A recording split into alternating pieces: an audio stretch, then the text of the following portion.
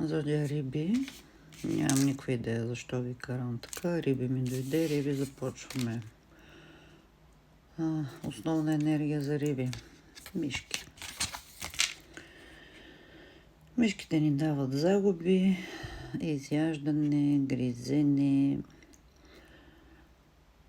Август месец за Зодия Риби ще бъде свързан, т.е. като обща енергия.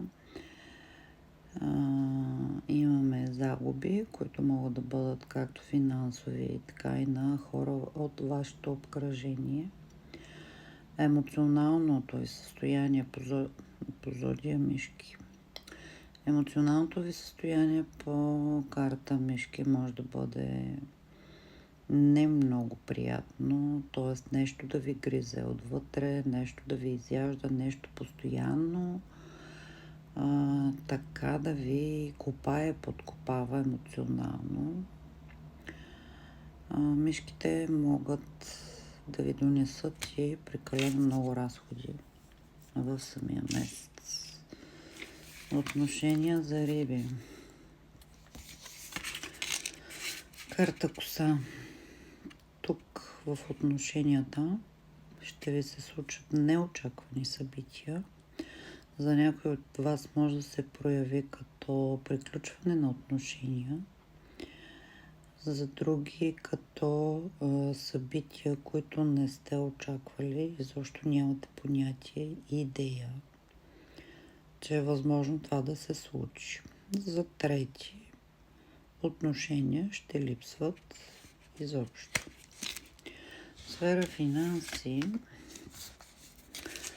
Поне си в финансите ще сте добре. Карта Слънце е една от най-финансовите карти в колодата на Ленорман. Така че финансите ви ще бъдат максимално добри за всеки от вас в варианта, в който максимално добър и подходящ за вас.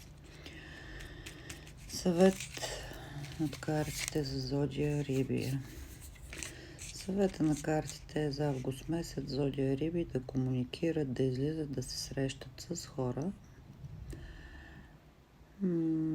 Бих казала и да не отварят за широката публика, или т.е. за повече хора личния си живот, служебния си живот, плановете си. Да, излизайте, забавлявайте се, контактувайте, но бъдете много обрани и много прецизни в информацията, която споделяте с хората за себе си. Зодия Риби.